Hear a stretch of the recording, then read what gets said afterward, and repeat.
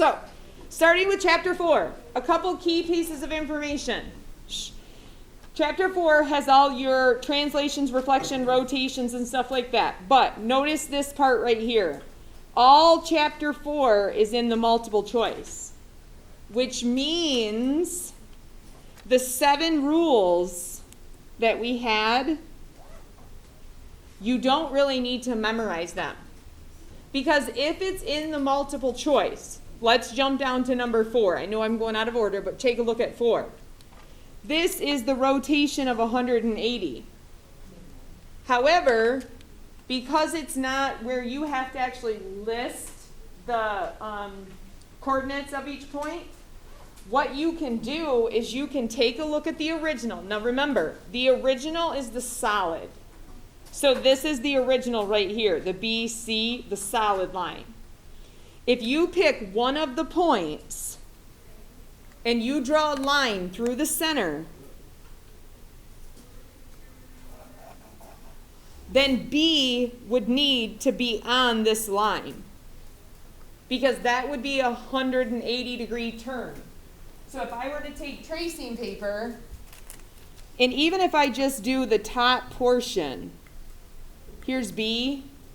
If I rotate this 180 degrees, that's where it needs to land, and it doesn't. So you don't even really need to know all those rules from this chapter. You just need to know a general idea of how they rotate, okay? So if I look at number 4, B doesn't look right, but look at option C. Notice how it's in the right location. The only one that I really want to caution you on, so please, please listen, is rotation of 90 and 270. You have to remember the rotation of 90 in math class goes based on its quadrants. So let's take a look at option A. This is in quadrant 2. If I draw a rough 90-degree angle, I'm not going to get out a protractor. Let's just say it's a rough 90. I have to go from quadrant 2 to quadrant 3. So 90 degrees would be roughly like this. So then my new B would need to be right there. So option A is probably a 90-degree rotation. Just remember that the quadrants go counterclockwise. I just feel like a lot of us think of 90 degrees and we think, oh, it's the way a clock is read. And the quadrants are different, so you just got to be careful of that. If I look at B, remember that 270 is the same thing as negative 90. So if you look at choice B, this is probably the 270 because the way it's drawn. Do you see how I drew a 90 degrees right there? D almost looks like it's a diagonal reflection. It looks like it folded over the line, so it was not a rotation at all. So this to me looks like it's some type of a reflection. So what I'm just telling you is you don't need to spend your time and effort memorizing all these rules. If you just have a general concept of how they turn, you're going to get the question right. All of these are in the multiple choice. Okay? All right. Another thing is there is no composite. So the composite would look like this, where you had to take a point, let's say you have point A, and they would tell you to translate it, and then they would tell you to rotate it 90 degrees. You remember where you had to do like 2 parts to it? There are none of these on the exam. You're either just going to do a translation, they're all single movements, okay? So I just want to point that out. Also, there's no symmetry questions. which this one really surprised me because it kind of showed up in 2 lessons. There was reflection symmetry where you could fold it, and then there was rotational symmetry. There's not a single symmetry question on the exam. And again, I don't have an answer for why there's not. I can just tell you there isn't. So you won't see any in your review packets either, okay? Questions on the top then? Any general topics from chapter 4? You're good? Okay, vectors. Do you remember how to name a vector? You name a vector very similar to array. So do you see where the arrowhead is? So you're going to start at A, this is called the starting point, and you're going to go through O. So you're going to start at A, and you're going to go through O. The only thing different with vectors is you don't have a full arrowhead. Remember, it's only like, kind of looks like a little goofy check mark. That's the difference between a vector and an array. Now, I'm sorry I didn't type this, but do you see how it just says name? On the exam, you also have to give the component of it.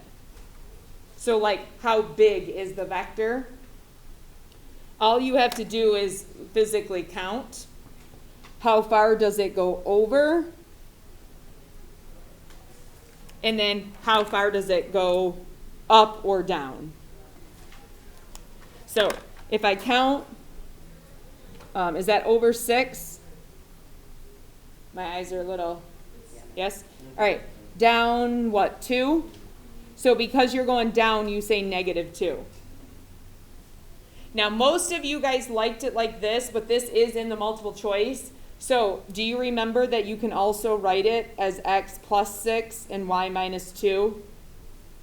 Those are the same answer. So don't let one bother you. Remember, I already told you what the 5 short answer is. It's 3 proofs and 2, one from yesterday and one from today. But this is not in the short answer part. So all these are going to be from the multiple choice. Okay? All right. 2, rule. The one thing I hate about this one is the scale. Like this scale is by 1s, but this scale is by 2s. You can see how it goes 8, 10, 12. You got to watch the scale. So just make sure you pay attention to anything that's graphed. Watch the scale. The solid is the original. So this dashed is what you're going towards. So just pick a letter. Like IB, pick a letter, A, B, or C. A. So if you're going from A, the only thing I don't like about you, the one you picked is off. Can we pick B or C? Yeah. Okay, which one? B. Of course, you know, the one you just randomly pick. That's okay. You just have to count. How far did it go over and how far did it go down? And just remember that it's by 2s. So over 2, down 4. It's in the multiple choice. So if you just wrote down curved brackets instead of these goofy vector ones, if you accidentally just put a curve, it's not really going to matter because it's in the multiple choice anyways. So they're typed as the little V brackets. Okay? Again, I think if there was more non-short answer, like if there were more short answer and less multiple choice, I think this would be probably harder. But because there's so many multiple choice, I think you're going to look at the choices and go, oh yeah, I remember this now. Oh yeah, that looks familiar. And I think you'll be fine. Scale factor. Do you remember how to calculate scale factor? Yep. Image over original. So you just have to look and see which one's which. And it pretty much tells you. It says he's 6 1/4 in real life. So that would obviously be the original. Now, it could get bigger or smaller. It doesn't have to get bigger. I mean, this one is a billboard, so it's getting bigger. So this is our image. Now, I will tell you, this is in the multiple choice, and the reciprocal is on there. So if you type it in with the wrong one on top, so there's the correct answer. But if you flip it like this, that choice will be listed. So you have to know which one to put on top. That is the one downfall of this exam. They put common mistakes as choices. So if you pick this answer, I'm going to know exactly why. As teachers, sometimes they actually make us do that. On one of those early release days, they'll have us take a look at our exam, and we can run a report, and it'll tell us what's the most commonly missed question. Let's say it's this question, and I'll be able to know exactly, oh, a bunch of people picked this answer, and here's why. So sometimes they'll have us do that, just to kind of like maybe change how we teach it or things like that. That is all I put on here for chapter 4. Translations, rotations, reflections, dilations. You feeling okay? All right, 5. 5 is where your proofs are going to come from. So this is where your 3 proofs are at. SA stands for short answer. So the 3 proofs are from your short answer. Now, there are still other questions from this chapter, but those are probably the big thing. And I do have more proofs for you guys to practice. So if you noticed in the packet yesterday, there was no proofs in there. I guess it's my kind of being a rookie. The exam review came to me as a PDF. And so I printed it and I made copies. And then I was like, ooh, the proofs are in a separate file. So then I printed those and made copies. Like I probably should have put them together and just made one packet. But I just wasn't thinking because of the way I opened them on the computer. They were separate, so I did them separately. So you'll get the proofs today. Okay. How do you feel with exterior angle? This is exterior angle. Help me set it up. Just help me set up the question. Go ahead, Taylor. Inside angle equals the outside. So the 4x equals this one? No, 4x plus 74 equals. Yes, 4x plus 72 equals 10x plus 18. You add the inside 2 together, and you set it equal. Now, just remember that they do want the angle. So once you get your variable, make sure you plug it back in. I don't know what the answer is off the top of my head. I could quick solve it. Oh, 72 minus 18. I got 54. Yes? So 9. So 90 plus 18.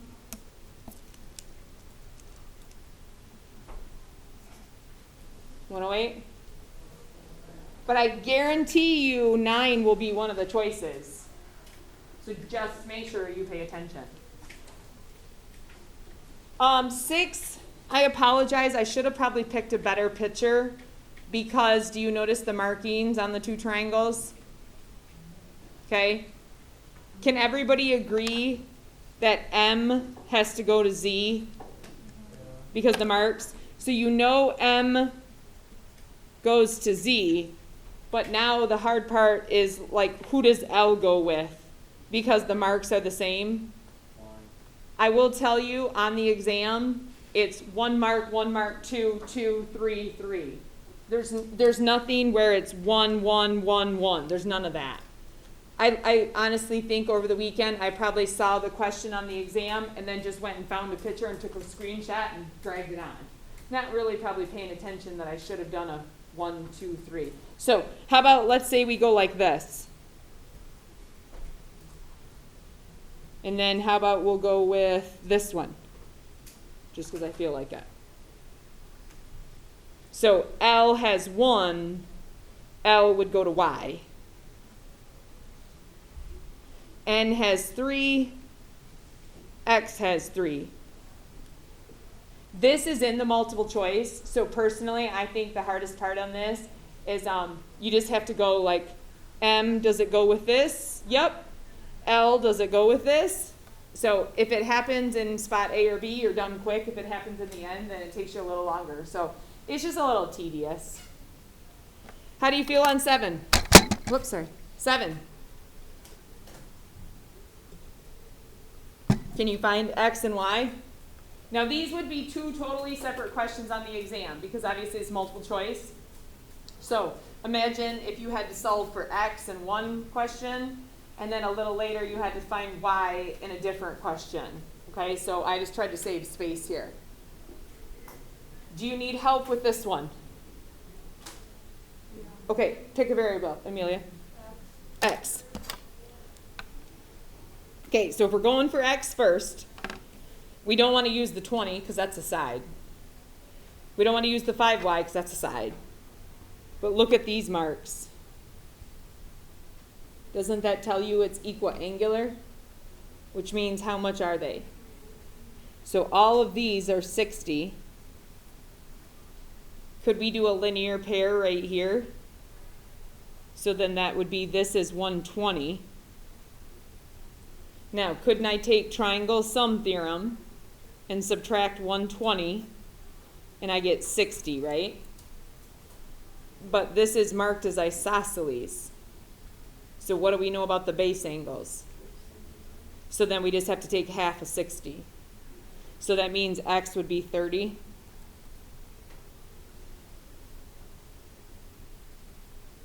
Do you know how to get Y?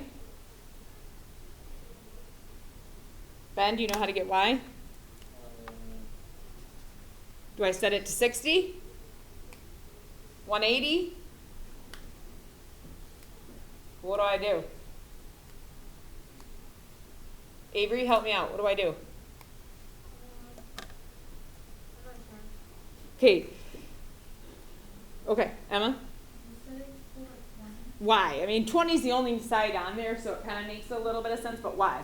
Because the triangle, the 5y equal angular, and because the one reflexive This? share, yeah, that one is the same as the 20. Correct. So that would be One key point she said here was if this is equiangular, it also is equilateral. So that means all of the sides are the same. So if this one had a tick mark and it matches this one, then they're the same. So you just do 5y equals 20. So then y must be 4. Again, those would have to be separate questions because they can't have you do two variables in the same multiple choice. But expect either to find something for a side or to find something for an angle. Okay? How are we feeling with 5? We're almost done. We're going to do a proof and just talk real quick about 6. I don't even know if we're going to do all the problems for 6 because you guys just took the test last week, so it should be pretty fresh in your mind. Okay, proof. I should have whited this out, and I apologize, I didn't think about it. So this is not on the exam for you. This is basically what the proofs look like. There is a box. There is nothing filled in the box. And obviously there's the given and the proof. All three proofs, all three on the exam are triangle congruents. So you need to be going for one of your 5 shortcuts. So side, side, side, side, angle, but there are 0 hints. You know you can get 3 of the points. And I don't care if you draw the arrow on the exam, but please, there's really not any proofs in Geometry B. There's a couple that I saw when I just thumbed through the book. I didn't go through every single page. There's a couple. But when you get to Algebra 2 or something and you see a proof, just make sure you ask because I don't want you to get marked down for stuff like that. If you ask me how to do a proof, I start with the given. I always start with the given. So I say, N and Q are right. N, Q. If you're going to use a shortcut, though, you want them to be equal. You don't want them to 90. You want them equal to each other. So can I put that right here on spot 2? Can I say N is congruent to Q? But what would my justification be, Sydney? right angle congruence theorem. Correct.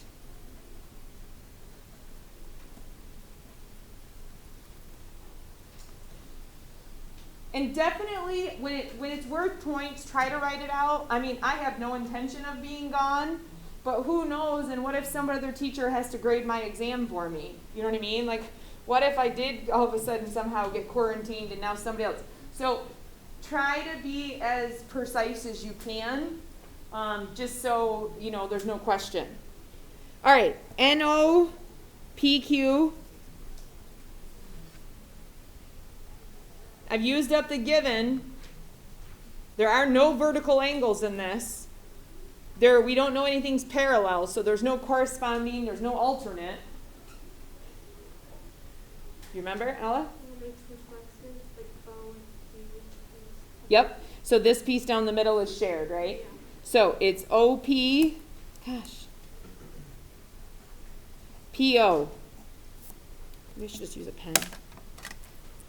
And you said that's reflexive. Now, if you do not switch the order of your letters, I'm not going to mark you down for that, but please realize that these triangles have been rotated.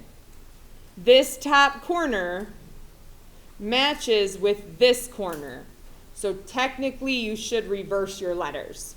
And then notice this is really the swear word. This is angle side side. So that's why they used HL. It will not have any hint in this bottom box, but you know it's only one of 5 choices. And I think depending on what form you get, one of them is vaguely the same property, but a couple of them are different. So again, it just depends on the luck of the form. Anything else with 5? Okay, 6. There's only really 2 on here for sure I want to do, so tell me if you want me to do more. But couple key things is 1, this one right here. From the last lesson in chapter 6, when we did what's called the hinge theorem, you will not have to do the types of inequalities where you add on the 0 and the 180. This is the only type of hinge question that's on there. Now, I think there's 2. One you'll have to compare sides, and one you'll have to compare angles. But all you have to do is either put in greater than, less than, or equals. You do not actually have to write the inequality and solve it. So, TU goes with the 40. SV goes with the 35. Now, those are the angles. So TU is actually not 40. But you're really just looking at who's bigger and smaller. And then you just got to put your symbol in. There are 2 of these in the multiple choice. So imagine the exact same question. If I could just, here, I'll just draw you a sketch. Let's say they tell you angle 1, angle 2. Let's say they tell you this is 25 and this is 17. Which angle would be bigger? Elena? Which angle, 1 or angle 2? Oh, 2. 2 would be bigger. So if it said this, angle 2 is bigger, then you'd want to put your symbol like that.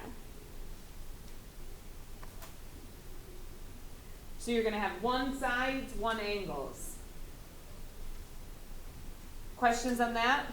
You feel good with those? At least it's the easier version of the hinge theorem, not the harder ones. Okay. You can see the 4 above if you want me to help you on these. These actually, I think these were either off the review or off the test.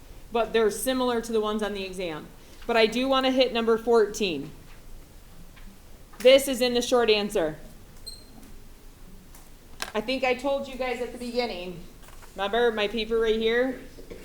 The short answer on the exam has 3 proofs. The one that we went over yesterday, where you have to find the distance between the point and the line. And then the one we're about to go over right now, this one. This is in the short answer. So if you saw the review packet, there's another one in here for you to practice later. If you haven't done it, here's another one for you to try. Okay, so let's do one together, and then maybe make a note to yourself.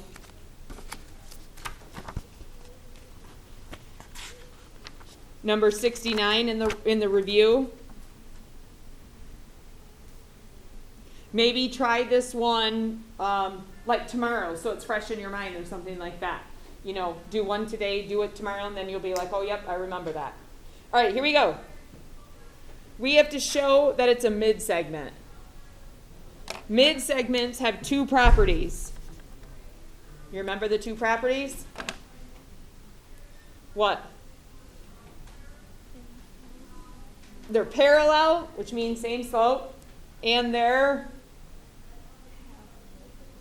half the distance. So you need to show slope and you need to show distance.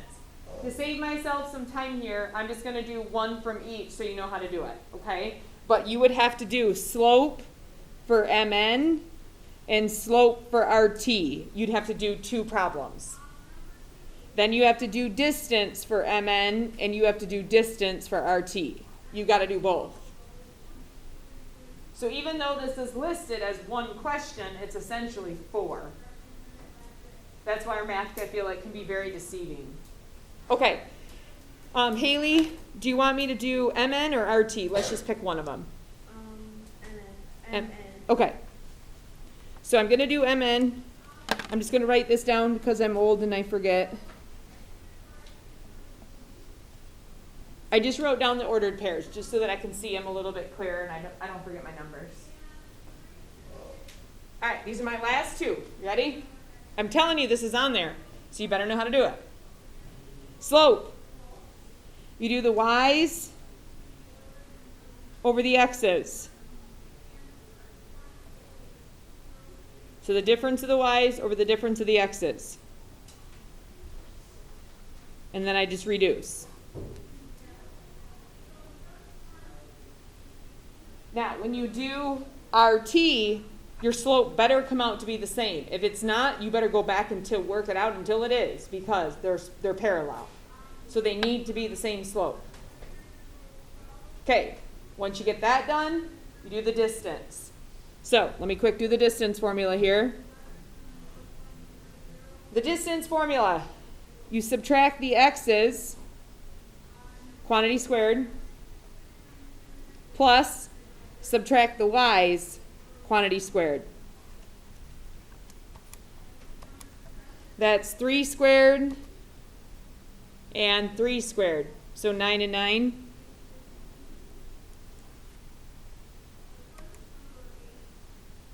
Now, I'm actually going to quick do RT because I want you to see this. Let me quick do RT.